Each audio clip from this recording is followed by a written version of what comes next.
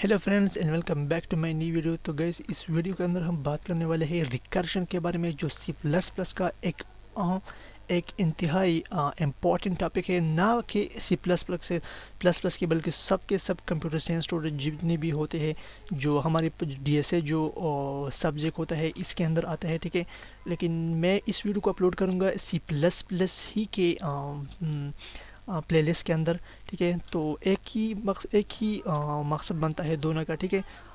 तो गाइस क्या होता है ना, रिकर्जन का थोड़ा कंसेप्ट यहाँ पर हम समझने वाले हैं कि रिकर्जन हमारे पास क्या होता है, इसके डिफरेंट टाइप कितने होते हैं। लेकिन इसके टाइप के बारे में हम अगली वीडियो में, आने वाली वीडियो में हम सीखेंगे। अब हम सबसे पहले सीखने वाले हैं इसकी जो मेमोरी होते हैं, मतलब जो रिकर्जन होता है। रिकर्जन क्या होता है, इसका ये हमारे पास सिंपली हमारे पास ये एक फंक्शन है, ठीक है। मैं थोड़ा सा राइटिंग अच्छी तरह नहीं कर सकता क्योंकि मैं माउस यूज़ करता हूँ, ठीक है। और यहाँ पर हमारे पास एक और फंक्शन होता है, जैसे हमारे पन होता है, ठीक है। तो क्या होता है ना कि जो फंक्शन होता है, तो ये हमारे पास क्या है, एक डायरेक्ट रिकर्जन है, ठीक है। इसको हम रिकर्सिव फंक्शन भी कहते हैं, जैसे कि मैं यहाँ लिखता हूँ रिकर्सिव फंक्शन। सॉरी मैं यहाँ पर नहीं लिख सकता क्योंकि ये से हमारे टाइम वेस्ट होगा। तो ये फंक्शन हम इस फंक्शन के अंदर कॉल करते हैं, ठीक है। तो ये क्या होता है, हमारे पास एक डायरेक्टली रिकर्जन होता है, क्योंकि इसको हम क्या करते हैं, एक डायरेक्ट इसको हम मतलब जो ये फंक्शन होता है, इस फंक्शन के अंदर जब हम इसको डायरेक्टली काट करते हैं तो इसको हम क्या करते हैं, डायरेक्टिव फंक्शन। क्योंकि इसके अंदर हम इसी फंक्शन को कॉल करते हैं, इसलिए इसे डायरेक्टली रिकर्जन कह सकते हैं, ठीक है। और ये जो मेमोरी अब यूज़ करते हैं हमारे पास क्या होते हैं, ये रिकर्जन हमारे पास स्टैक मेमोरी यूज़ करते हैं, ठीक है। जो स्टैक का कंसेप्ट होता है आप जो जानते होंगे, जो होता है फर्स्ट इन लास्ट आउट। क्या होता है कि सबसे पहले जो आइटम आता है ना, वो सबसे बाद में निकलता है। जैसे हमने यहाँ पर 2 है, ठीक है, 2 इसके अंदर आ गया यहाँ पर, ठीक है। तो क्या होगा कि जो 2 है, जब भी हम स्टैक को पॉप करते हैं ना, जो 2 है वो सबसे बाद में आएगा, ठीक है। जैसे हमारे पास 1 है, यहाँ पर 0 है, यहाँ पर 3 है। तो क्या होता है, जो सबसे पहला आइटम है, जब इसको हम पॉप करते हैं स्टैक को, तो यहाँ पर क्या होता है, सबसे पहले 3 आएगा, 0 आएगा, 1 आएगा, 2 आएगा, ठीक है।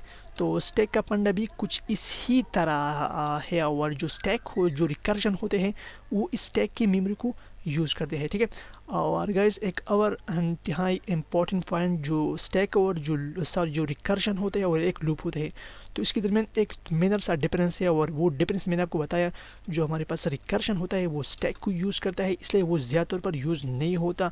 और जो रिकर्जन होता है, मतलब जो लूप होता है, वो रैंडम मेमोरी लेता है, इसलिए वो जितना भी हो सके इन्फिनिटी तक लूप जा सकता है। मतलब सिस्टम पर कोई जो मेमोरी, सिस्टम की मेमोरी में कोई इतना ज़्यादा जगह वो नहीं लेता, ठीक है। लेकिन जो रिकर्शन है वो एक स्पेसिफिक पॉइंट जाने के बाद वो क्या होता है, वो प्रोग्राम स्टॉप हो जाता है और एक स्पेसिफिक एरर प्रोग्राम देता है, ठीक है। तो अब हम कंप्यूटर की अब हम यहाँ पर आते हैं और यहाँ पर हम थोड़ा सा कोड करते हैं, ठीक है, इसका।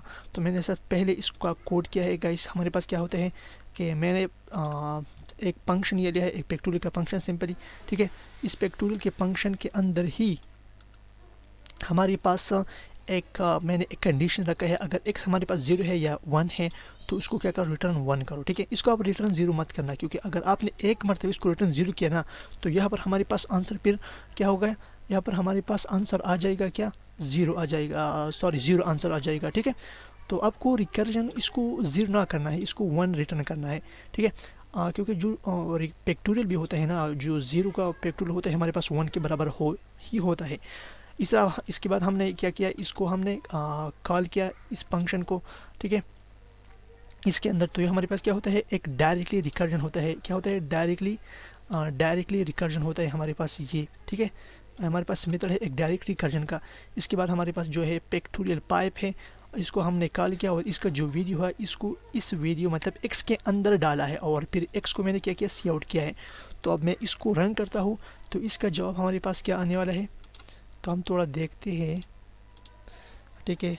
मैं इसको रन करता हूँ, सॉरी मैं ओके, वो 120 मतलब 122 हमारे पास इसका आंसर आ गया, ठीक है। तो ये हमारे पास क्या होता है, पाइप का जो अगर आपको हमारे पास जो पाइप है ना, वो कुछ इसी तरह, इसके फैक्टोरियल कुछ इसी तरह आ गया। जैसे हमारे पास पाइप हो गया, फिर 4 हो गया, फिर 3 हो गया, फिर क्या हो गया 2 हो गया। लेकिन जो स्टैक यहाँ पर यूज़ होता है उसका आंसर कुछ इसी तरह आ गया, 1 आ गया, फिर हमारे पास 2 आ गया, क्या सॉरी यहाँ पर 1 आ गया, फिर 2, फिर 3, फिर पावर, फिर 5। तो इसका जो आंसर हमारे पास आता है 120 120 आता है। ठीक है, तो गाइस अब मैंने आपको बताया ना, सबसे पहले ये किसके अंदर गई, ये स्टैक के अंदर ये वीडियो गई। ठीक है, फिर स्टैक के अंदर जब ये वीडियो गई ना, तो इसके अंदर क्या हो गई, 1 वीडियो जो था वो पॉप हो गई, वो स्टैक से बाहर आ गई। और फिर क्या हो गया कि ये सब के सब एक दूसरे के साथ इसी ऑर्डर में ही मल्टीप्लाई होगा और इसका जो 120 आ गया। ठीक है, तो गाइस यही सिंपल सा कंसेप्ट था स्टैक का। तो गाइस मैं उम्मीद रखता हूँ कि आप सबको ये समझ में आया होगा। तो guys thank you for watching this video.